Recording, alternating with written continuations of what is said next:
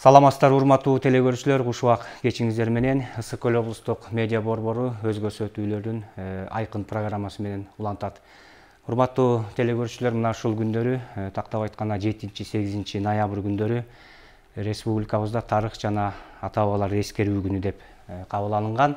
Бул күндөрү мына ушул 1916 жылкы Үркүн окуясы, 17 жылкы Октябрь революциясы жана 1937-38 жылдардагы репрессия кабылган кыргыздын чыгаан уулдары эскерилет. Биз бүгүнкү түз эфирдеги көрсөтүүбүздө дагы мына ушул теманын тегерегинде сөз кылабыз. Алгач бүгүнкү көрсөтүүбүздүн меймандары менен тааныштыра кетсем, Жеңиш Керимкулов Касым Тыныстанов атындагы Ысык Көл мамлекеттик университетинин тарых, мамлекеттик жана муниципалдык башкаруу кафедрасынын доценти, философия илимдеринин кандидаты. Ошондой эле Рахат Мукамбетова мына ушул аталган Касым Тыныстанов атындагы Ысык Көл мамлекеттик университетинин тарых, мамлекеттик жана муниципалдык башкаруу кафедрасынын доценти, тарых илимдеринин кандидаты. Урматтуу меймандар, саламатсыздарбы? Биздин студияга куш келипсиздер. Мынакей бир канча жылдан бери эле мына ушул 7-8 ноябрь күндөрү жогоруда айтып кеткендей, тарых жана ата бабалар эскерүү күнү деп белгиленип келет. Мына ушул күндөрү мына аталган 3 окуяда курман болгон биздин чыгаан уул кыздар эмгеги ар тараптан бааланып, ар тараптан талкууга алынып эскерилет. Эми агайлар, эжелер, алгачкы сөздү ушул улуу Үркүндөн баштасак. Өзүңүздөр жакшы билесиздер, мына ушул 1916 жылдагы Үркүн окуясынын келип чыгышы себеби абдан көп факторлор ойногон. Мынакей тарыхчылар сиздер таасын изилдеп иликтеп айтып келе жатасыздар. Анан ушул келип чыгышынын эң акыркы себеби деп мына ушул Биринчи дүйнөлүк согушка ошол тылда иштегенге жумушчуларды кабыл алуу мына ошол кездеги Ак падышанын буйругу себеп болгон деп айтылып келет да. Анан Жеңиш агай, сиз баштап берсеңиз, ошол кездеги Орус империясынын курамында турган азыркы Орто Азия өлкөлөрү, анын ичинде Кыргызстан, мына ошо Туркестан крайы деп айтылып келген.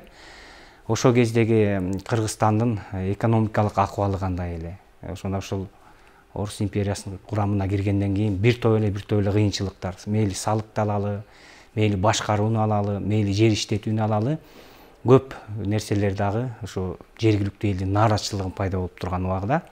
Анан ушул боюнча бир сөздү сиз Жеңиш агай баштап берсеңиз. Мен биринчиден мына ушул бай эскиче советтик доордо улуу октябрь социалисттик революциясынын жеңиши деген майрам менен майрамдап совет мезгили жөнүндө көп сөз кылчу элек.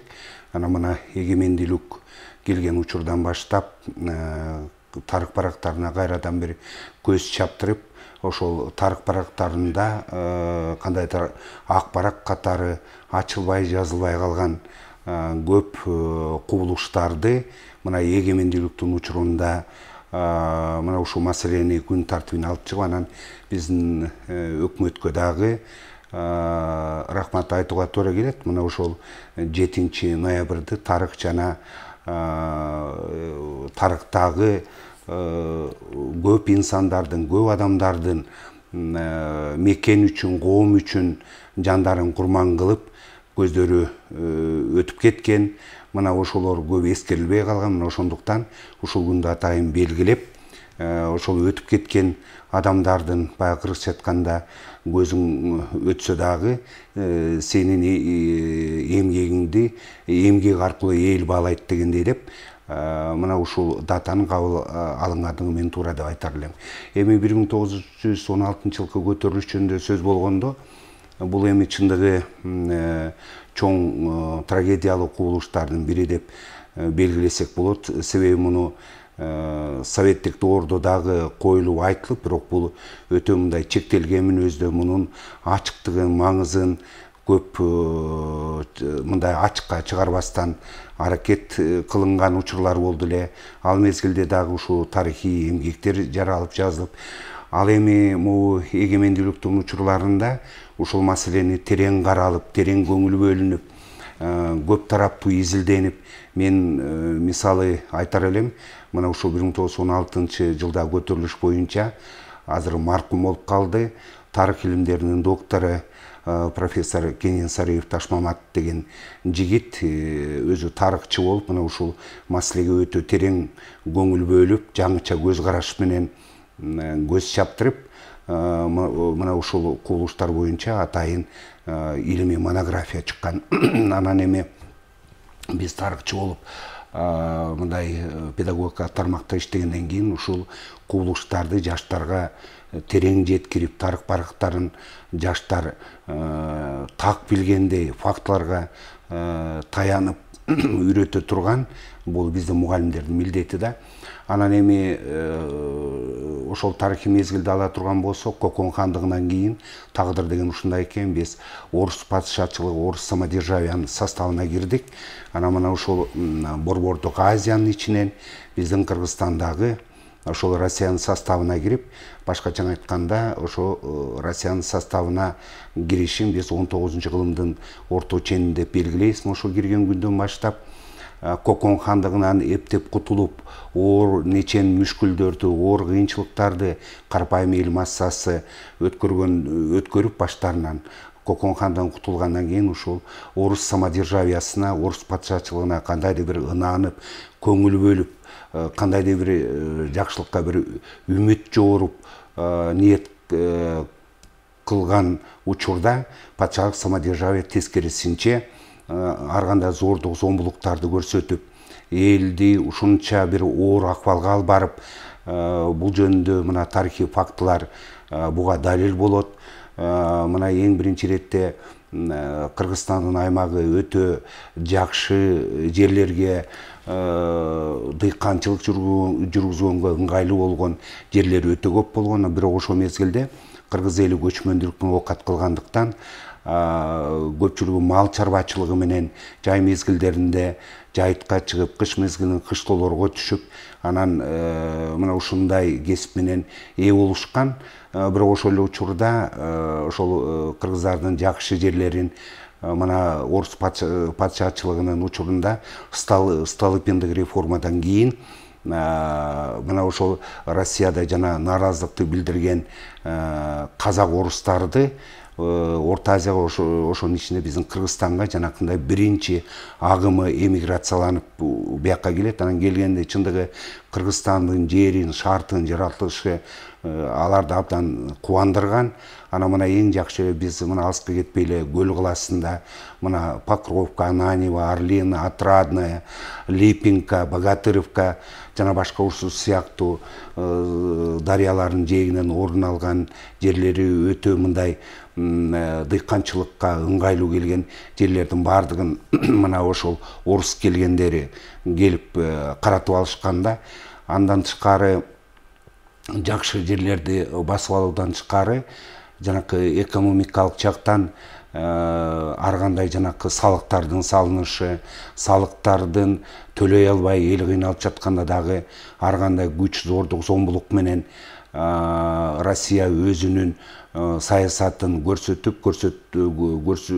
көрсөтпөстөн аны иш жүзүнө ашырууга аракет кылганда, анан эми ошол 1916 жылкы көтөрүш жөнүндө сөз болгону бул нааразылыктын эң жогорку чегинин бири болгондо, эми жогору жакта биз белгилегендей, мына ушул мезгилде биринчи дүйнөлүк согуш жүрүп, биринчи дүйнөлүк согушта алдагы ошо биринчи согушка катышкан өлкөлөр үчүн өтө чоң кыйроолорго дуушар кылып, өлүм житимдерге дуушар кылган. Ал эми мына ошол согушка дагы Россияда тартылган. Анан Россияда эми согуш болгондо солдаттарды тамак аш менен камсыз керек, тылдык милдеттерди аткарыш керек. Мына ошондуктан могу периферияда, башкача айтканда Россиянын чет жакасында жайгашкан элдерди, ошонун ичинде мына биздин Кыргызстанда жашаган элдерди дагы, эркектерди жанакы тылдык иштерге тартуу, ошондой эле жана согушта окопторду казуу жана ушул сыяктуу иш-чараларга тартууга аракет кылышкан. Анан бир четинен баягы кыйналган социалдык жактан жашоо, турмуш тиричилиги ушундай жакырланган жашоого жашоону өткөрүп келаткан бир себеби болсо, экинчи себеби ошол жанакы согуштун толкуну менен жергиликтүү баягы ишке жарамдуу эркектерди 16 жаштан 40 жашка чейинки эркектерди тартуу дегенде мына ушул нааразылыктын туу чокусу болгон. Мына ушул нааразылык жүргөн учурда патшачылык Россиядагы патшалык самодержавияда жөн калбастан өздөрүнүн мыкты аскерлерин, мыкты аскердик солдаттарын алып келип, ошол жергиликтүү элдин нааразылыктарын басууга аракет кылган. Мына ошол баскан, ошол толкундон алсак, бул Кыргызстандын түштүк аймагында жүргөндүгүн да белгилейбиз, анан түндүк аймагында дагы жүргөндүгүн белгилейбиз. Анан эми айрыкча эң катуу ушундай нааразылык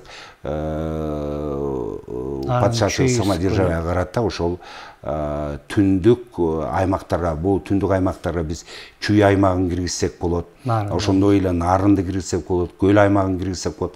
Мына статистика боюнча мен мындай барактап карап көрсөм, мисалы мына Чүй 700 миң гектар жерди бул жердин алынгандыгы, ошондой эле мисалы түштүк аймакта 82 миң гектар жердин алынгандыгы, башкача айтканда жергиликтүү элдерди ошол жанакы жерсиз калтырып, жанакындай социалдык экономикалык оор жакырчылык абалга дуушар кылгандыгы ушул себептердин бири болгон да. Рахмат агай. Мына ушул жерде мынакей өзүңүздөр жакшы билесиздер, бул өркүн окуясы Совет мезгилинде ошо тарыхчылар абдан ар тараптуу ийгиликтөөгө алышты.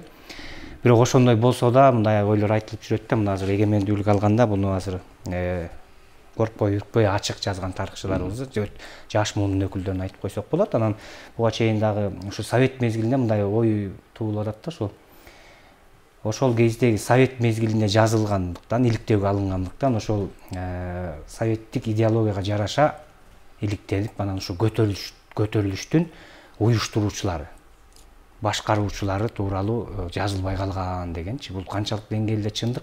Себеби азыр жазып айтылып атат, мына ошол эле мына биз Совет мезгилинде Байманаттын тукуму, Байманаттар деп келген инсандардын уулдары башында туруп, уюштуруп, атайын жыйындарды өткөргөнүндө баса белгиленип атат да.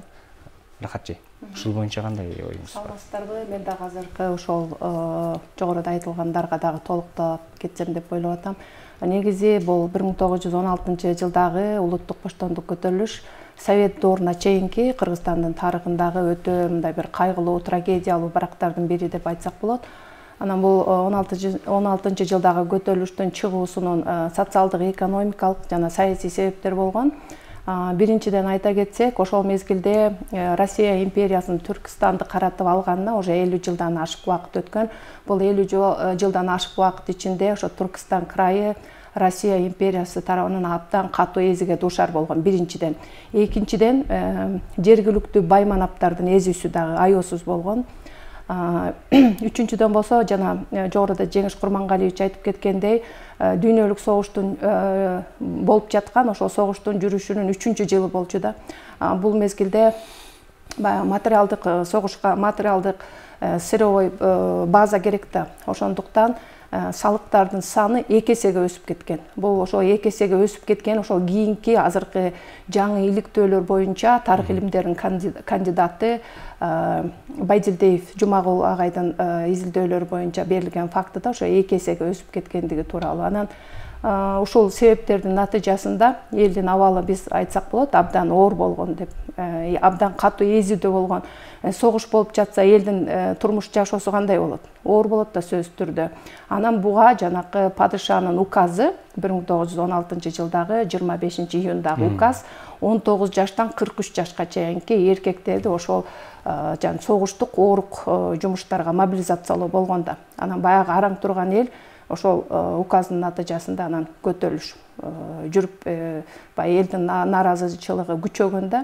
Анан карап көрсөк, ошол Россия империясынын жүргүзгөн саясатын карап көрсөк, ошол Россиядан келген жанагы Столыпиндик агрардык реформанын натыйжасында Россиянын ошол борбордук бөлүктөрүнөн ошол Түркистанга дыйкандарды көчүрүү болгондо, анткени алардын өзүндө дагы жер маселеси абдан курч болгон. Ошонун натыйжасында ошол Түркистанга көчүрүү процесси жүргөн. Бул көчүрүүнү карап көрсөк, мисалы үчүн ошо 1874-жылдагы карасак, келгиндердин проценти алсак 6% болгон экен. Бирок алар жердин 57%-ин ээлеген. Жана айтып кеткенде 57% жер бул сугарууга, айдоого ыңгайлуу болгон, жакшы, баягы семиз, дыйканчылыкка ыңгайлуу жерлер болгондо, ал эми жергиликтүү калкка болсо 94% түзгөн жергиликтүү калктын колунда болгону 43% жер болгондо. Мындан анан сөзсүз түрдө нааразычылык келип чыгат да.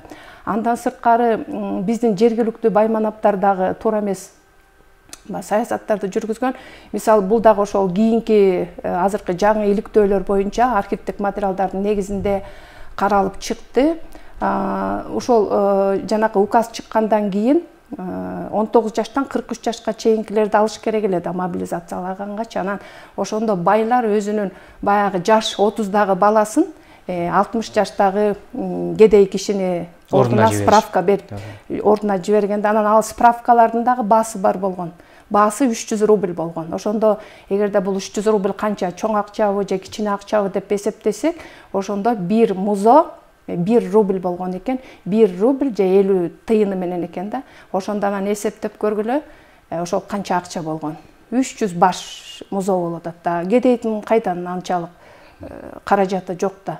Ошол жерде көрдүңүздөрбү, ошол жергиликтүү баягы байманаптардын өкүлдөрү дагы ушундай туура эмес саясаттарды жүргүзгөндө, анан натыйжада бул көтөрүлүш өзгөчө түштүктө да жүргөн, бирок түндүк региондо абдан катуу болгон. Себеби дегенде жана айтылып кеткендей, көбүнчөсү баягы дыйканчылыкка ыңгайлуу жерлердин баары ушу түндүк жакка жайгаштырылган. Анан дагы бир чоң себеби бар. Баягы областтардан мынчак деп сандары көрсөтүлгөн да. Ошондо Самарканд, Сырдария областтарынан берилүүчү адамдардын саны жетисүүгө көбүрөөк көбүрөөк басым жасалганда, эмне себептен дегенде, ал түштүк региондордо пахта өстүрөт да. Пахта, демек, аларга как сырьё катары керек да. Ошондуктан ал жаккан алынуучу адамдардын саны ошондо түндүк регионго баягы которуп койгондо, ошонун натыйжасында анан бизде абдан катуу болгон. Бул жерде баарыбызга белгилүү болгондой, Каркырада ошол мезгилдерде 1916-жылдарда Каркыра жайлоосу баарыбызга белгилүү, ошол жерде чоң жармеңкелер болуп турчу экен да. Анан ошол мезгилде анан катуу күрөш болуп, ошол жерде анан акыркы ошол жердеги баягы чоң жармеңкенин дүкөндөрүнүн баары ошол мезгилде талкаланып, ошону менен ошол жармеңке дагы өзүнүн жашоосун ошол 16-жылдагы көтөрүлүшкөтөн токтоткон. Ага чейин ошол жерде дагы кыргыздын аттуу баштуу өкүлдөрүнүн баары чогулуп, баардыгы тең сүйлөшөт. Баягы бир кытай эч кимибиз тең баягы балдарыбызды бербейбиз депчи. Бирок баягы куралданган орус армиясы дагы баягы жергиликтүү дыйкандарга дагы курал жарактарды берген да. Анан ошол жерде дагы мындай бир мурда бир жактуу айтылып келген да, көбүнчөсү жергиликтүү эл каршылык көрсөткө, нааразычылык кылган деп мындай бир жактуу айтылып келген. Бүгүнкү күндө азыр дагы ошо изилдөөлөр, бул дагы жаңы изилдөөлөр, тарыхый фактыларга, архивдик документтерге таянып айтылган изилдөөлөр болуп атат. Ошол мезгилде кыргыздардын арасынан дагы ошол орус келгиндерине жардам берген үй бүлөлөр чыккан экен. Ошол эле мезгилде орус үй бүлөлөрүн дагы катып баягы кыргыздарга жардам берип, кыргыздарга жардам бергендери дагы болгон экен да. Ошондо бир жактуу деле муну айтып койсок болбойт. Бүгүнкү күндө дагы бул абдан чоң изилдөөнү талап кылып жатат. Негизинен Кушбек Үсенбаев ошол 1916-жылдагы көтөрүлүштү абдан катуу изилдеген. Анан биз изилдөөчүлөр, тарыхчылар көбүнчө ойлогонбуз, ошо 16-жылдагы көтөрүлүш изилденип бүттү болуш керек деп. Жана жаңы жагдайлар чыгып атат. Азыркы күндө, мисалы үчүн, азыр көп архивдик материалдарга дагы мүмкүнчүлүк ачылып атпайбы. Ошондо азыркы Оренбургда, Санкт-Петербургда, Москвада дагы ошол 16-жылдагы көтөрүлүш боюнча материалдар абдан көп экен. Ошолорду дагы биз азыр мына кийинки өсүп келе жаткан азыр биз тарых адистиги бар биздин Касым Тынстанов атындагы Ысык-Көл мамлекеттик университетинде, анан биз дагы студенттерге айтып атабыз, кызыккан студенттер дагы бар ушул тема боюнча. Аларды дагы келечекте үндөп атабыз. Ошол 16-жылдагы көтөрүлүштү дагы карап, объективдүү баа берүү бул биздин учурдун талабы, биздин милдетибиз деп ойлоймун. Мына ушул жерде дагы мына өзүңүздөр жакшы билесиздер, сиз Рахат жакшы белгилеп кеттиңиз могу.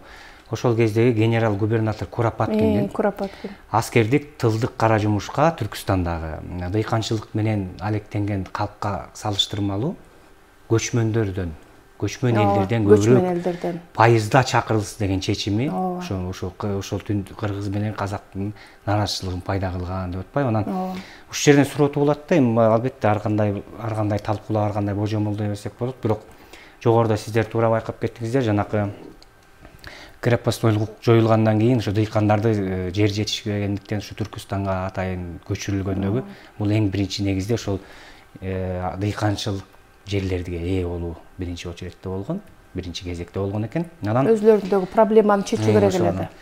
Анан ушул чечим менен атайын ушу түрткү болот, ушун көтөрүлөт. Анан биз ушуну шылтоолоп туруп, жергиликтүү элди Кытайды көздөй кууп, жерин ээлеп алабыз деген бир артка бир орустардын саясаты болгон эмес деп айтсак болгон деп айтсак болобу? Эми биз тарыхчы болгондон кийин тарыхчылар сөзсүз түрдө конкреттүү фактылардын негизинде айтабыз. Анан бизге божомолдоп, имиш деп айтуу туура эмес.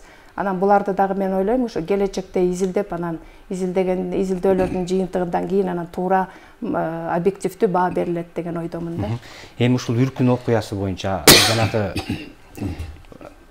Николай II тактан кеткенден кийин өз каалоосу менен Керенский башында турган убактылуу өкмөт келип атпайбы? Анан ошол Керенский өзү иликтеп, мына ушул Үркүн окуясын мамлекеттик думада терең ар тараптуу баасын берип, бул жапайычылык Орус империясынын өзүнүн курамында турган букараларына кылган мамилеси деп мындай туура баасын бергенин деп айтылып атат да. Ушул канчалык деңгээлде тарыхчы катары айта аласыздар? Мамлекеттик думада Керенский өзү доклад жасап сындаган экен деп атат. Мен буга токтоло турган болсом, мисалы ошол эле советтик доордо жана тарыхый болгон кубулуштарды чындыкка алып чыгарбастан, жанакы советтик идеология деген түшүнүк менен ошол жалпы эле патшачылык Россиянын мезгилинде патшачылык Россиянын өзүндө да анан чет жаккаларындагы болуп жаткан кубулуштарды бир жактуу көрсөтүүгө аракет кылганда, мына бул сер берген суроо да туура. Себеби ошо Россиянын мамлекеттик думасында дагы ошол шайланган депутаттар, ошонун ичинде жогору жакта сиз атаган инсандар дагы ошол мезгилдеги баягы патшалык самодержавиянын ошол чет жаккалардагы эксплуататордук эзүү саясатынын жанакындай терс жактарын, кемчиликтерин ошону бетке айта билип, күн тартибине коюп, ошол патшалыкчылык самодержавиянын Россиянын чет жаккасындагы жашаган элдерге өтө ырайымсыз көрсөткөн саясатын жанакындай сындап көрсөтүүгө аракет кылган. Ал эми маселе ошону бийлик башына турганда кандай кабыл алды, ошого кандай мамиле кылып атат, ошону кандай тыянак чыгарып атат деген маселе, бул уже өзгөчө маселелердин бири. Мен ошондуктан ойлойм, бул мына менин коллегам Рахат айткандай эле, бул тарых кубулуштарын ошону көп кырдуу, маңыздуу караганда ошонун ичинде 1916 жылдагы көтөрүлүштүн мазмуну дагы ошол тарых чындыгына туура келип баяндалат деген ойдомун. Ошол кошумчаңыз барбы же бул боюнча? Жетиштүү. Эми мынакей Үркүн туура айттыңыздар, улам бир жаңы жагдай ачылып, улам архивтерде улам бир булактар чыгып атат деп мына тарыхчылар изилдей турган, иликтей турган бул окуяны дагы алдыда дагы иликтей турган биздин мыкты инсандарыбыз чыгат деп ишенебиз. Анан мына ушул өркүндөн кийин мына Керенский убактылуу өкмөттөн кеткенден кийин большевиктер келип атпайбы. Октябрь революциясы болду. Андан кийин заман кандай өзгөрдүн баарыбыз жакшы билебиз, бирок ошону кийинки муунга жеткизе айтуу дагы бүгүнкү күндө эң негизги маселенин бири болуп атат. Анан ошол Советтер Союзу куралып, биздин Кыргызстандагы мына Советтер Союзунун бир мүчө өлкөсү катары жакшы өнүгүүлөр болду. Кат сабатты жою иштери жүрдү дегендей. Анан айтайын дегеним ушу Кыргызстан бүгүнкү күндө эгемендүү болгондон кийин азыр Советтер Союзуна кошулбай башка өңүттө кеткенде дагы башкача өнүгөт белек деген да божомолду айткан инсандарыбыз көп. Ал эми бул болору болду. Бул тарыхта мына биз 70 жыл Советтер Союзунун курамында мамлекет болуп, мына бүгүнкү күнгөгү деңгээлге жетип отурабыз. Анан айтайын дегеним ушу кыргыз элине ушу совет бийлиги эмне берди, эмнелерди баса белгилешибиз керек бүгүнкү. Мен азыр сизден кечирим сурайм. Бир эки сөз ушуну айтып кетүүгө туура келип атат. Себеби мына биз тарыхчы болгондон кийин бизде тарых бөлүмү бар, жаш өсүп аткан муундар бар. Ошол ак менен караны, жаман менен жакшыны айырмалай билиш керек. Эми советтик доору жөнүндө сөз болгондо ошол 1916-жылдагыдай эле совет бийлиги СССР кулагандан кийин дагы бул боюнча дагы ар кандай көз караштар, значит ар кандай саясий агымдар жада калса ошо тарыхты бурмалоого чейин алып барган учурларды кездештирүү болот. Мен ойлойм бул ар бир мына тарыхта бар объективдүүлүк жана субъективдүүлүк деп. Бирок биз баягы тарыхтын өкүл илимпоз катары мугалим катары болгондуктан биз тарыхтын объективдүүлүгүнө таянабыз, объективдүү шартта түшүндүрүүгө аракет кылабыз. Анан эми совет бийлиги силер туура айттыңар. Себеби мына Россиянын составына кошуларда тетиги алыстан батыштан Англия көз артып, түндүктөн Россия көз артып, түштүктөн Кытай көз артып. Азыр кээде айтып калышат жаштар деп божомолду биз Англиянын составына кирип калганыбызда Россияга кирбей биз англисче сүйлөп калат элек деп. Анан кээ бир божомолдор бар, эгер биз Кытайдын составына кирип калсак, карамагына ана биз такыр кытайча сүйлөп калмакпыз деп. Анан мен эми Россиянын карамагына киргенибизди мен ойлойм бул позитивдүү шарттардын бири. Себеби бул биз жыргагандан кирген жокпуз. Ошол мезгилде баягы оор кырдаалга байланыштуу болуп биз чакан мамлекет болуп, чакан эл болгондуктан ошол мезгилде жанакы дүйнөлүк согуштар жүрүп атты, дүйнөлүк деңгээлдеги ар кандай саясий кубулуштар болуп атты. Анан Россияга кайрылып, Россия өзүнүн карамагына алып, Россиянын жанакы биз 19-кылымдын орто чени деген түшүнүктөн Россия алдын ала Кокон хандыгы кулагандан кийин эле баягы Екатерина башында туруп эле биз баягы кайрылып карамагына алуу жөнүндө сунушту бергенибизде Екатерина жок дебей деп тиги бизди алганда подданство катары кылып деп. Аны эми совет бийлиги келип орногондо совет бийлиги силер жогору жакта өзүңөр айттыңар, жакшы кубулуштар болду, социалдык теңдүүлүк болду, дыйканы жери жок дыйкандар жердүү болду. Мындан эң эле дагы бир айта турган нерсе бул маданий революциянын жүргүзүлүшү. Себеби Кыргызстанда 97% саватсыздык деп биз айтканбыз. Мына саваттуулукка тартып ага чейиндеринде орус түзем мектептери иштеп бизде мына биздин Көл калаасында дагы мына биздин Каракол шаарында биринчи жолу ошо орус түзем мектеби ачылып, мына бул жөнүндө менин коллегам Рахат дагы өзүнүн илимий макалаларын жазып, көп мындай материалдарды топтогондо азыр мына мен бир айтып чыккандан кийин бул киши менин айткан сөздөрүмдү толуктаса керек. Анан жана аялдар азаттыгы бул дагы өзгөчө чоң маселенин бири болгондо аялдарды. Себеби мына биз көрүп атабыз бүгүндө Афганистанда же болсо эле мына советтик мейкиндик кулагандан кийин эле азыр мына Тажикстандагы абалды, Өзбекстандагы абалды, Туркмениядагы абалды алып карай турган болсок, мына ошол эле аялдар азаттыгы кандайдыр четке кагылып, кайрадан баягы караңгы заманга түшүрүүгө значит аракет кылганда, мына ошондуктан биз ошол жаштарга айткан учурда совет бийлиги бул тарихи закончениемдүү процесс болгон. Биздин кыргыз эли үчүн бул өзүнүн болуп көрбөгөндө чоң таасирин берген, оң жактарын берген. Муну биз сөзсүз түрдө белгилеп айтышыбыз керек. Эгер жанакы репрессия маселеси болсо, кулак кайдалган маселеси болсо, таптык күрөш боло турган болсо, бул дагы өзүнчө проблема. Бул дагы ошо советтик доордун учурундагы берилген кемчилик деп, анан биз жалгыз эле кемчиликти айтпастан ошо совет бийлигиндеги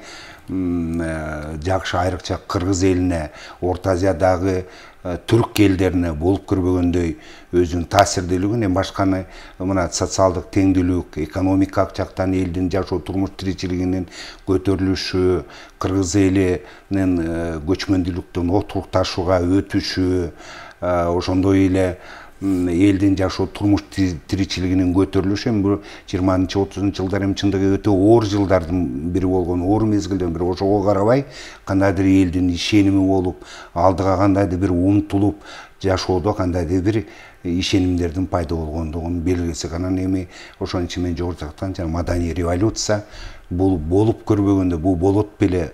Эми ар кандай көз карашты болот. Эгер Англиянын катарына кирип калса, биз англисче сүйлөп, Англиянын тиги европалык батыш өлкөлөрдүн өнүгүү деңгээлине жетип калмакпыз дегендей божомолдор, ойлор айтылганы менен, эми анын деле биз башчы бир Кудай өзү билет, анан бир батыш билет дегендейди. Бирок биз эч качан өкүнбөшүбүз керек. Совет бийлигинин орношуу, совет бийлигинин кыргыз элине тийгизген оң таасирлери жөнүндө муну биз сөзсүз түрдө эметпешибиз керек. Анан менин оюмду эми коллегам толуктар.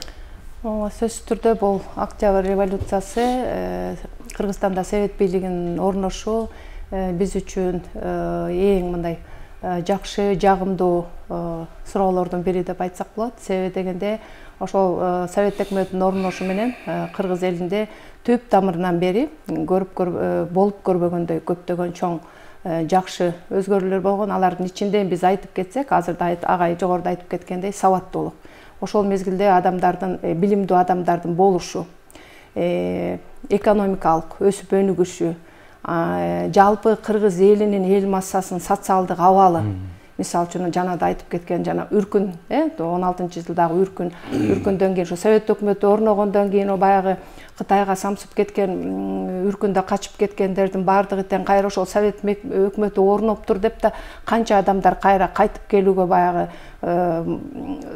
зарыгып, ошо өздөрүнүн мекендерине, туулуп өскөн мекендерине келгилери келген. Жолдо келатканда канчалаган көп кыйноолорго дуушар болгон. Совет өкмөтү тарабынан дагы ошо кайра өз мекенине кайтып келе жаткандарга дагы атайын комитеттер уюштурулуп, жолдо келе жатканда аларга баягы ысык тамагын берип, жылуу кийимдерин берип, аларды дагы атайын комитеттер иштеген. Ошол комитеттер иштеп, алардын дагы өз мекенине жетип алуусуна чоң өбөлгө түзгөндө, мына бул дагы ошол совет өкмөтүнүн орношу менен, совет бийлигинин орношу менен бул иш-чаралар жүрүп жатат. Анан ошо мен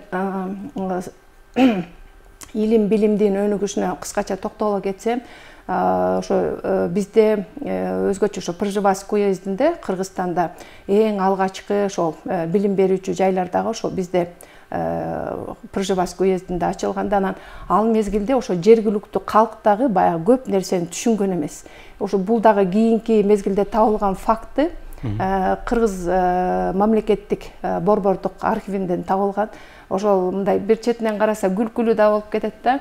Баягы жергиликтүү тилмечтерди даярдаш керек болгон да. Тилмеч болуш үчүн орусчаны билиш керек, түшүнүш керек, кат сабат тааныш керек. Ошондуктан атайын ошо баягы орус тизем мектептер ачылганда, анан болуштуктарга мынча адам бересиңер деп, баягы салык сыяктуу салганда мынча адамды бересиңер, биз окутуп, анан жергиликтүү тилмечтерди даярдайбыз деп. Анан ошондо бир ошо борбордук мамлекеттик архивден алынган материал бар экен, тоң болуштугунан болуп атат да. Бир баягы эч ким балдарын бергиси келбейт. Алар баягы коркушуп, анан мындай экен, тигиндей экен деп, бул жерде көбүнчөсүндө баягы имиш деген негативдүү имиштер көп тарап кеткенде, ошондуктан эч ким балдарын бергиси келбейт. Анан ошондо бир ошол мезгилде Нарботов деген киши болсо керек эле, ошонун 13 баласы бар экен. Анан баягы болуштуктагы аксакалдар чогулушуп анан айтат экен, мунун 13 баласы бар. Бир баласын орустарга курмандыкка чалса эчтеке болбойт. Ошонун тиги улуу баласын жиберели деп баягы билермандар, акелер чогулушуп анан деген аксакалдарчы. Анан ал баласын жиберет экен. Жиберсе анан баягы орус түзөм мектебинен окуп, жазганды түшүнүп, тилмеч болуп келет экен. Анан ал келип иштеп уже билим алгандан кийин ал сөзсүз түрдө анын өзүн алып жүрүүсү, кийингени дагы өзгөрөт да. Дүйнөгө болгон көз карашы, адамдар менен сүйлөгөн мамилелери дагы анан көрүп туруп, бул деген жакшы нерсе турбайбы деп анан ушул бир эле мисалы да. Мисалы үчүн ошол жергиликтүү калктын дагы ошол билим алууга балдарын баягы жибергилери келбей, түшүнбөстүктөр дагы көп орун алган деп айтсак болот да. Анан ошол жана Жеңиш агай дагы айтып кетти, бул жерде кыз келиндердин билимдүү болушу. Мына бүгүнкү күндө дагы абдан актуалдуу болуп атат. Энелери канчалык билимдүү болсо, келечектеги баягы балдардын тарбиялоодо дагы энелердин ролу зор, чоң деп. Анан баягы энеси билими жок болсо, балдары кандай болот? Ошондуктан ошо кыз келиндердин баягы билимге тартылуусу дагы ошол мезгилде абдан мындай прогрессивдүү болгон деп айтсак болот. Анан көптөгөн мына совет доорунда мына биз бүгүнкү күндө ушундай жаркыраган залдарда отурушубуз, бийик үйлөрдө жашашыбыз, заңгыраган имараттарда мына окуу жайларда окуп атышыбыз, ошондогу имараттардын баардыгы ушу совет доорунда курулган да. Мына 74 жыл биз ошо совет доорунда жашадык. Совет доору бул мындай караганда абдан чоң этап деп айтсак болот. Муну ар бирибиз билишибиз керек, унутпашыбыз керек. Бул тарыхый болгон окуя, тарых барактарында бар. Ошондуктан биз муну унутпастан окуп, билим алышыбыз керек жана позитивдүү жактарын карашыбыз керек. Анан жана агай айтып кеткендей, эгерде Англиянын курамына кирсек, англисче билип калабызбы дегенге мен мисалы үчүн ошондой кээ бирөөлөрдүн ойлору болот экен да. Мен ошол ойлорго такыр кошулбайм. Мен ойлойм, ошол Россияда баягы совет бийлигинин орношу менен биз ушул деңгээлге жеттик. Жанагы кыргыз мамлекеттүүлүгүнүн түптөлүшүнө негиз салуучулар дагы ошол алгачкы жанакы орус түзөм мектептеринен окуган жалаң билимдүү адамдар болгондо, билимдүү адамдар гана бир нерселерге жетет, баягы алдын ала кандай окуялар болушун билет, билимдүү адамдар гана алдыга жол салат дегендейчи. Ошон үчүн ошо совет доору, совет өкмөтүнүн орношу кыргыз эл үчүн баягы Россиянын чет жакаларында жайгашкан элдерге бир топ эле ролу жакшы, чоң болгон, анан прогрессивдүү роль ойногон деп айта алам.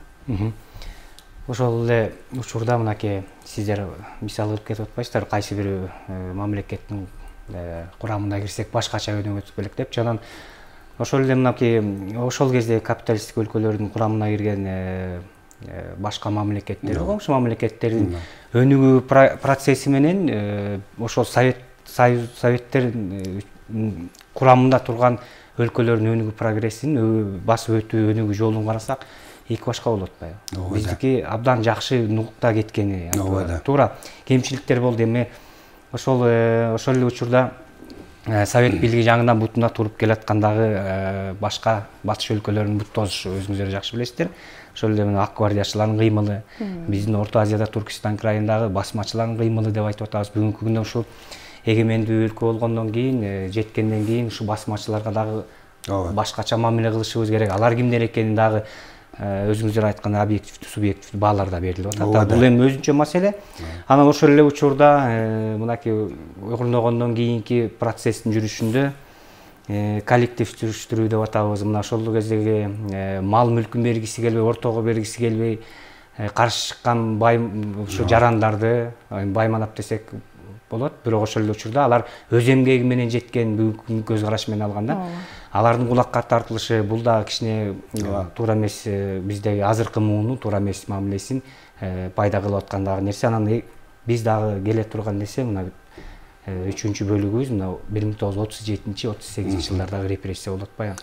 Анан ушул келип чыгышындагы мынакей тарыхчылар бүгүнкү күнгө чейин иликтеп изилдеп ар кандай ойлорду, ар кандай фактыларды таап чыгып атышат бүгүнкү күндө дагы. Анан ошол эле тарыхчылардын айтымында ошо 37-38 жылдары көпчүлүк тарыхчылардын жазмышына караганда ошо Кыргызстандан эле 40 миңге чукун инсан ошо репрессиянын курмандыгы болуп кеткен экен. Анан бул себеби эмне болгон, эмнеден улам келип чыккан деп улам айтылып атпайбы? Анан ошо айрым тарыхчыларыбыз жазып атат, мына 1928 жылы Борбор комитеттин пленумунда Сталин айтып атат, мынакей ошо социализмге алып бара турган таптык күрөш солгундаган жок, кайра күчөп жатат деп айткан сөзүнөн улам ушул кыймылдаткыч күч болуп кеткен деп атпайбы? Дагы кандай себептерин айтат элеңиз? Эми ушу репрессияга келип токтосок. Мен мына ушул маселе боюнча бул дагы өтө мындай бир орчундуу маселенин бири да, анан жана жогору жакта биз белгилеп, сиз өзүңүз айткандай тарыкка жаңы көз караш менен келүү дегендей деп биз жана совет бийлигинин жакшы, оң, таасирлүү жактарын белгилеп отуруп, ошол эле учурда мына ошо репрессия деген түшүнүк дагы кандайдыр бир кыргыз элинин, ошондой мына Борбордук Азиядагы казактарда дагы, өзбөктөрдө дагы, ана мына бизде дагы кара тамгалар менен жазылган тарых барактар болду да. Эми бул репрессия мезгили деле бүтү элек азыр изилденип, бул да көп кырдуу, мына акыркы кездери эсиңдеби деп азыр мына ошол репрессиянын учуруна дуушар болгон, ошону көргөн адамдардын көбүнүн көзү өтүп кетти. Азыр мисалы жана балдарынан жанакы тарыхтын, жазма тарыхтын илимий жактан, анан озеки түрүндө дагы тарых материалдарын жыйган учурлар бар да. Азыр жанакы тарыхтын озеки түрүндө ошону көргөн же болсо уккан өзүнүн чоң аталарынан, улуу муундардан азыр ошол материалдарды топтоп чогултуу болуп атат. Анан эми репрессия мына жогору жакта айткандай, сер айткандай, репрессия 37-38 эмес, мына өзүңөр баштап өттүңөр, жанакы коллективизациянын мезгилинде мына биздин Кыргызстандан канча колунда мүлк деген мал эле болгон да, байлыктын көбү. Ана малы көбүрөөк болгондор, совет бийлигин кабыл албагандардын баардыгын, мисалы Украинага көптөгөн кыргыздарды көчүрүп, бул дагы ошо тарых барактарында айтылбай дагы бир өкүнүчтүү шарттардын бири болгондо. Эми 37-38 жылдар жөнүндө айтканда, бул эң биринчи иретте бул Сталиндин административдүү башкаруу системасынын күч алгандыгы, жана жогору жакта айткандай тап күрөш деген эми баягы 20-чы жылдар совет бийлиги орногондо ошондо маселе мындай эле коюлган да. Совет бийлигин ким колдойт, ким колдобойт. Мына ошонун эле мына ошондо тарых барактан кимди ким деген суроо коюлган. Кимди ким деген суроонун жообуна эле ошо тап күрөш. Себеби жанакы жаңы совет бийлигин кабыл албагандардын баардыгын совет бийлигине каршы чыккан күчтөр деп ар кандай куугунтуктоолор, түрмөгө отургузуп, ар кандай зордук, зомбулуктарды көрсөткөн да. Жанакы Россияда ГУЛАГтын ачылышы 30-чы жылдары, жанакы совет кичине эми мында дагы биз айтып кетишибиз керек. Ошол мезгилдеги партиянын идеологиясы, анан баягы баш алат, эме чач алат десе баш алат деп ар кандай ушактардын негизинде көп адамдардын тиги убалына калып, донос деген түшүнүк болгон. Донос жеткенде эле күнүбү, түнүбү, кайсыл учурда болсо эле төшөктөн тургузуп алып кетип эле ошо изи жок эле жоголгондор да. Анан эми муну мен жанакы саясий, мен ойлойм ушунда, эгер 1916 жылдагы көтөрүлүш жөнүндө сөз болгондо аны саясий экономика, бирок эң биринчи иретте социалдык экономикалык себептери негиздүү болду десе, бул репрессияда бул саясий аспектилер негиздүү орунду ээлеген да.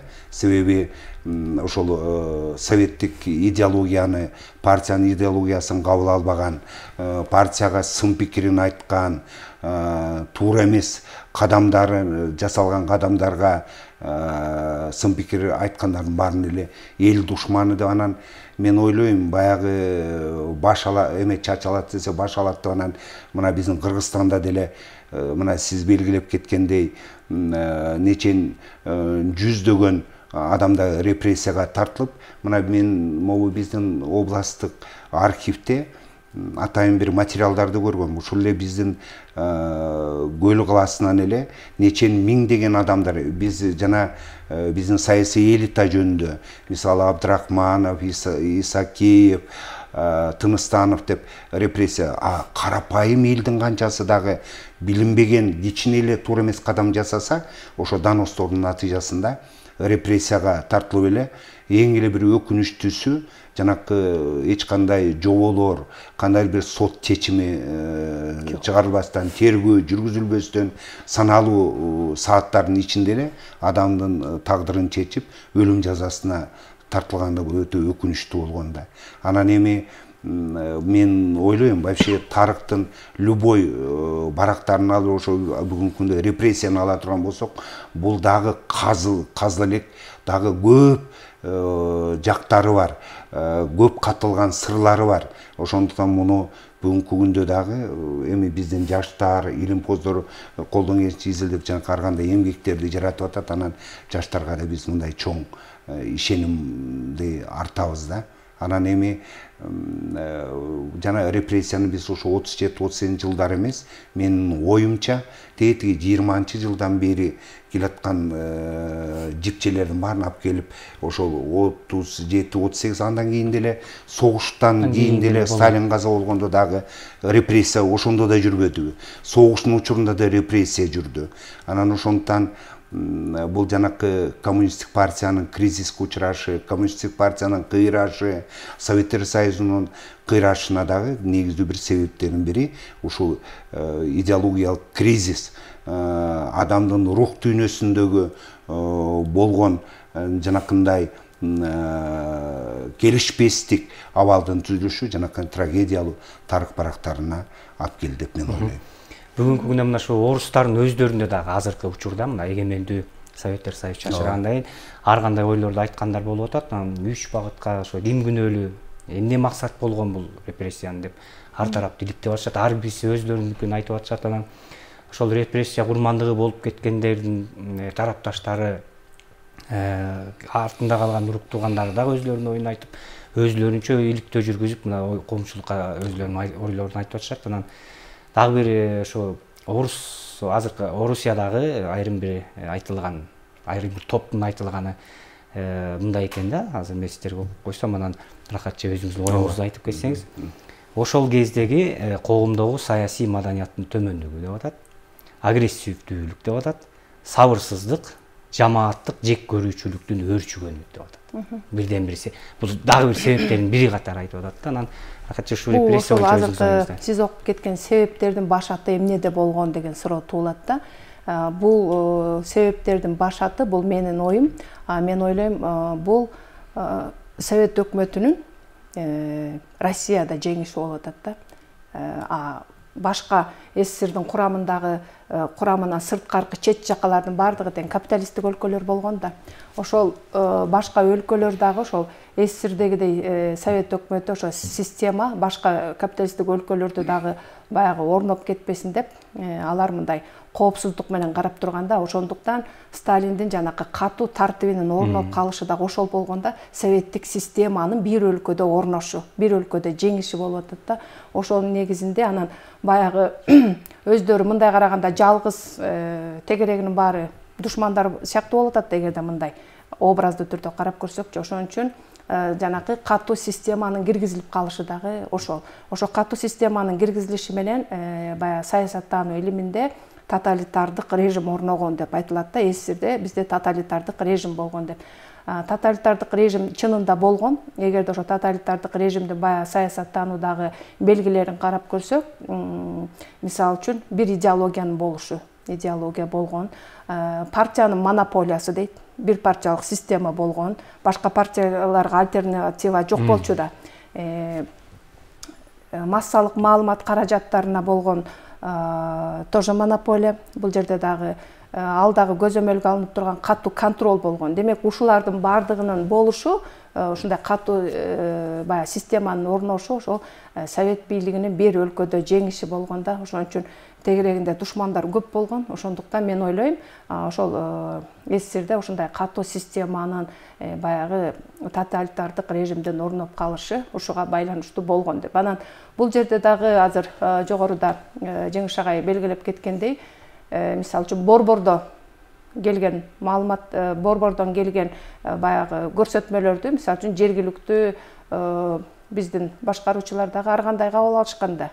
Кээ бирде жана ошол могул биздин Ысык көл мамлекеттик областтык архивдеги документтерди карап көрсөк, жөнөкөй эле үй бүлө, бирок ошол тоже репрессияга дуушар болуп кеткен, болгону анан ал туура эмес бир маалыматтарды сүйлөп койгон.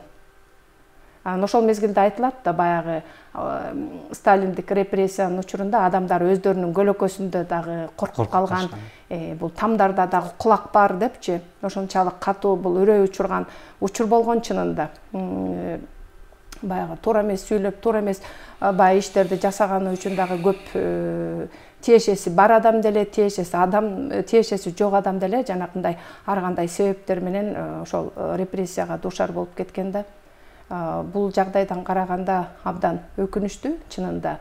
Анан биздин ошол областтык архивден карасак, ошол Ысык көл областы боюнча эле 2,5 миң адамдын тизмеси турат. Ошол каралып чыккан, изилденип, анан бул дагы изилденип, дагы каралса, дагы бул 2,5 миңге дагы кошулат болуш керек деп ойлоп атам да. Чынында бул репрессия абдан катуу болгон. Азыр мындай элестетип көрсө ушунчалык жүрөк түшөт. Биринчи баягы эмеси 29-жылы башталганда биринчи чистка деп коет го, баягы партиялык катарлардан. Анткени жанакы коллективизация, жогоруда айтып кеткендей, басмачылар, анан ошон үчүн 29-жылы биринчи чистка болгон. Андан кийинки анан пик болуп атат да, ошол 37-38 жылдардагы. Анан буга жана мен жогоруда айтып кеткендей кыргыз мамлекетинин түптөөчүлөр, негиздөөчүлөр дагы анан ошол 37-38 жылдарга туш келип калган да. Убактыбыз чукулдап баратат, кыскача оюңуздарды айткаңар. Албетте бул тема боюнча айтып сүйлөшүп отурсак, бул түгөнгүс убакыт жеткисе нерсе болот. Тилекке каршы биздин убактыбыз да чок чектелүү. Анан ошо 37-38 жылдардагы биздин кыргыздын ошо кездеги чыгаан инсандардын репрессияга кабылышы. Ошол эле Жусуп Абдрахманов, ошол эле Касым Тыныстановду айтып атабыз. Алар өз доорунда эмне ушу кыргыз эли үчүн ошол кыргыз АССР болуп келип, анан союздук өлкөгө айланышына дагы мына ушул инсандардын эмгегин, ошонун жанында жүргөн инсандардын эмгегин баса белгилешибиз керек. Анан буларга кине койгондо ошо Туран партиясы, Алаш Ордочулар деген күнөөнү коюшкан да. Ал дагы сонун мен сурайын деген, бул Алаш Ордочулар ким болгон, Туран партиясы чынында эле бул акырындык менен өзүнчө бир түрк элдүү мамлекетти бөлүнүп, өзүнчө мамлекет болууну көздөгөнбү? Чынында эле ошол кездеги инсандарыбыз, жанагы Жусуп Абдрахманов башында турган инсандарыбыз ушуну көздөгөнбү деген суроо туулбай койбойт учурда. Эгер мына ошол эле айталык совет бийлиги орногондо мында дагы ар кандай көптөгөн коомдук саясий күчтөр орун алып, ошол күчтөрдүн ортосунда дагы ар кандай күрөштөр жүргөн. Мисалы ошол Алаш, Туран партиялары жөнүндө сөз болду. Мунун негиздүү маңызы ошол Орто Азияда түрк мамлекетин түзөбүз, түрк багыты боюнча өнүгүүгө бет алабыз деп мына ушундай ой сунуштар, мындай ой сунуштар казактардан да чыккан. Казактарда бул өтө активдүү түрдө иш жүзүнө ашырууга аракет кылышкан. Анан бизде дагы колдоочулар болгон, ошол түрк мамлекетин түзүү деп. Эми бул дагы мындай мен коллегам Рахат айткандай, бул дагы өзүнчө бир чоң опурталдуу мына маселелердин бири да.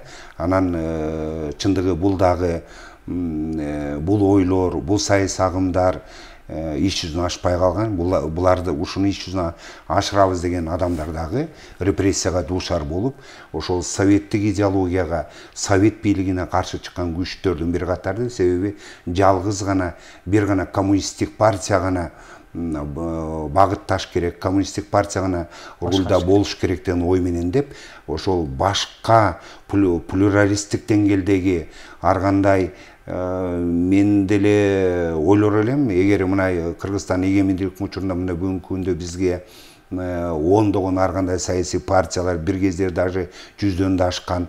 Анан эми ар ким акылуу баягы өзүнүн оюн айтканга, өзүнүн көз карашын айтканга, бирок негиздүү маселе ошо турмуш чындыгына аргументтүү түрдө анан эле баягы мен айта берсем, мен дей берсем да ошол алаш партиялар деле ошо түрк мамлекетин түзөө бир четинен ал жаман идея болгон эмес. Анан экинчи жагынан аны иш жүзүнө ашырууга биздин ошол мезгилдеги советтик тоталитардык бийлик эч кандай жол да берген эмес. Аларды болсо анан куугунтуктап, аягы анан кийин ар кандай оор кырдаалдарга дуушар болгондугун белгилөөгө болот. Анан эми бүгүнкү күндө биз үчүн дагы ошол алардын көз карашы, алардын максаты дагы кандайдыр бир табышмактуу бүдөмүк катары бизге сезилет да. Анан эгер ал чындыгы иш жүзүнө ашканда өзүн кандай көрсөтөт эле, кандай багытта болот эле, бул маселе такыр башкача орун алмак. Кошумчаңыз барбы? Мен дагы кошумчалай кетсем, ошол социал турам партиясы болгонбу деген дагы маселе бүгүнкү күндө абдан актуалдуу. Себеби ошол социал турам партиясы баягы партиялардын өзүнүн түзүлгөн документтери, устав, программалары болот эмеспи? Ошол баягы бир дагы ошондой документтер табылган эмес да. Болгону жанагы тергөө иштеринде, ошол баягы сурактын документтеринде ушул партиянын мүчөсү болгонсуңбу деген суроолор бар. Бирок ошол бүгүнкү күндө ошол чоң маселе болуп атат. Ошол социал турам партиясы чынында болгонбу же болгон эмеспи, же жөн эле ошол учурдагы жанагы белгилүү инсандарга ушундай күнөө коюлганбы? Себеби бул дагы жанагы тоталитардык системадан келип чыгып атат да. Башка партияларга оппозиция жок, жол жок. Только бир партия болот деген. Балким кийин дагы бул партиянын эгерде ошондой документтер болгон болсо, изилдөөлөр болот деген ойдобуз. Бирок чынында бул ушундай суроо менен турат. Социал турам партиясы болгонбу деген суроо белгиси менен турат да. Бул дагы изилдөөнүн алдындагы тарыктагы табышмактуу кубулуштардын бир катары турат да күн тартибинде. Анан эми муну жакшы изилдесе чыгышы мүмкүн. Урматтуу меймандар, сиздерге ыраазычылык билдирели. Тилекке каршы бизге бөлүнгөн убакыт соңуна келип жетти. Мына биз 7-8 ноябрь мына жогоруда айттык, тарых жана ата бабалар эскерүү күнү деп. Мына ушунун анын алкагында мына ошол 16-жылкы үркүн окуясы, 17-жылкы октябрь революциясы, анан 37-38 жылдардагы репрессия, урмандыктары. Мына ошонун эскерүүнүн мына ушул күндөрү сиздер убакыт бөлүп биздин суроолорубузга келип жооп бергениңиздер үчүн ыраазычылык билдирели. Бүгүнкү күндө мына ушул эгемендүү мамлекетте жашап жатабыз. Эгемендүүлүк бизге кандай келди? Тарыхчылар ар бир жараны өзү биле жүргөнү жакшы. Анан бул тарыхты дагы биз сөз кылып аткан тарыхты дагы окуп билип, убагында кандай болгон, убагында кандай инсандарыбыз ушул мамлекетке, азыркы турган ээ болуп турган мамлекетке жетиш үчүн кандай аракеттер керек болсо өмүрүн берген деп ачык эле айтышыбыз керек. Анан ушул жыйынтыктап жатып сиздерге кыскача эркин микрофон берсек, оюңуздарды, каалоо тилегиңиздерди. Мен өзүмдүн оюм боюнча ушул бүгүнкү уюшулган тегерек стол кандайдыр бир кубандырып отурат да. Себеби мына жогору жакта биз тарыхчы катары, анан мына тарых күнү деп атсам, тарыхты түзүүчү ким? Бул адамдар болот. Тарыхты жылдырган да адамдар болот. Тарыхты кыйраткан да адамдар болот. Анан эми чоң кубанычтын бири биз мына кыргыз эли эгемендүүлүккө ээ болуп, мамлекеттик түзүлүшкө ээ болуп, дүйнөлүк саясий өнүгүүгө кыргыз эли, кыргыз мамлекети бар экендигин таандырып, ошону менен бирге мына Бириккен Улуттар уюмуна жана эл ар кандай уюмдарга мүчө болуп жүрөбүз.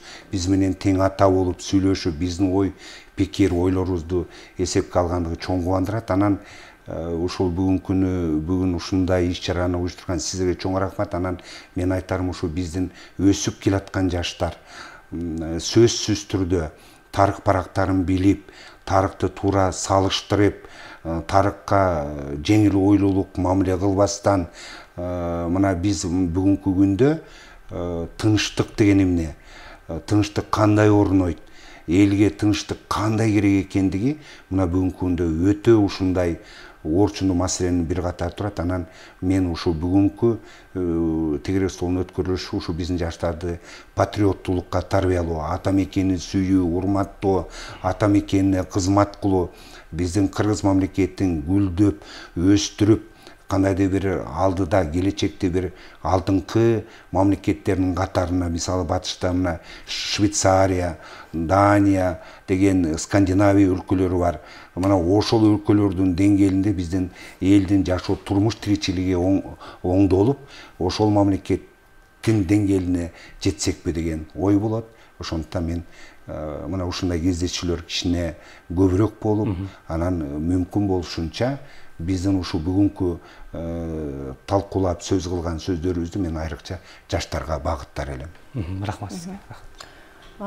Ошол 7-8 ноябрь күндөрү тарых жана ата бабаларды эскерүү күнү деп айтылып жатат. Мен ойлойм, баягы тарыхы болбой эл болбойт демекчи, ар бир жаран, ошо Кыргызстандын жараны, өзүбүздүн тарыхыбызды билишибиз керек, унутпашыбыз керек. Ушундай даталуу күндөрдө ошо Кыргызстандын тарыхындагы баягы белгилүү даталуу күндөрдө ошо эмне себептен болуп жатат, эмне болгон деген сыяктуу баягы ой жүгүртүп ойлонуш керек да. Мындай ошо сиздерге дагы рахмат чакырып, ошо маекке чакырганыңыздар үчүн. Ушундай передачалар дагы, телекөрсөтүүлөр дагы көп болсо, мен ойлойм, алар дагы ошол угуп бирде бир болбосо дагы бир кандайдыр маалыматтарды эске тутуп, алар дагы ошо өздөрүнүн жашоо турмушунда кийинки муундарга дагы сабак катары бул сөзсүз түрдө ошол өткөн тарыхты биз эскерип, эсибизге салып турушубуз керек. Өткөн тарыхты билбесе, бул келечекте сөзсүз түрдө баягы өзүнүн терс таасирин тийгизет. Буну биз билебиз. Анткени тарыхты карап көрсөк, ошол баягы диалектиканын өнүкүү закону сыяктуу тарыхта болгон нерселер, окуялар, кубулуштар башка формада болушу мүмкүн да. Ошон үчүн сөзсүз түрдө ошол тарыхты ар бир жаран билүүсү керек. Бул биздин милдетибиз. Өзгөчө өсүп келе жаткан жаш муундар. Мисалы ошо жаш муундар, биз мен сабак өткөн учурда дагы баягы студент эркек балдарга көбүнчө айтам, жигиттерге. Жусуп Абдрахманов мисалы үчүн 26 жашында кандай саясатты жүргүзгөн. Ошол деди Украинадан, Казакстандан, Поволжьядан келген баягы ачка калган адамдарды мамлекетке жана дандын планын аткарбастан туруп, ошо элди аман сактап калганда кандай иштерди жасаган, мына сиздер ошолордон үлгү алышыңыздар керек деп айтып кетем да. Ошол эле Касым Тыныстанов боюнча мисалы үчүн Верныйга барып окуп келгендиги жөнүндө силерге ата-энеңер мондай кандай шарттарды түзүп берип атат, силер ошол учурда да окуп айтасыңар деп кээ бирде мен аларга айтам да. Ошо телекөрүүчүлөргө да айтып кетет элем, ошо биз дайыма тарых барактарына кайрылып, өткөн тарыхыбызды дайыма эске салып, көңүл буруп, ошонун ар бир болгон окуяларга, тарыхый окуяларга маани берип, кийинки муундарга калтырышыбыз керек. Сиздерге дагы чакырганыңыздарга чоң рахмат. Рахмат сиздерге, убактыңыздарды бөлүп, омоктуу ойлоруңуздарды менен бөлүшүп, маалымат берип койгоңуздарга. Албетте бул маселе боюнча айта берсе, сөз кыла берсе, өзүңүздөр айткандай, убакыт өтө чексиз деп айтсак болот. Ошол эле учурда өзүңүздөр жакшы белгилеп кеттиңиздер, кийинки муундар, кийинки жаштар мына ушул тарыхый окуяларды терең ар тараптан иликтеп, изилдеп, өзлөрүнүн да баасын берип, анан кийинки муундарга дагы айта жүрсө деген тилек.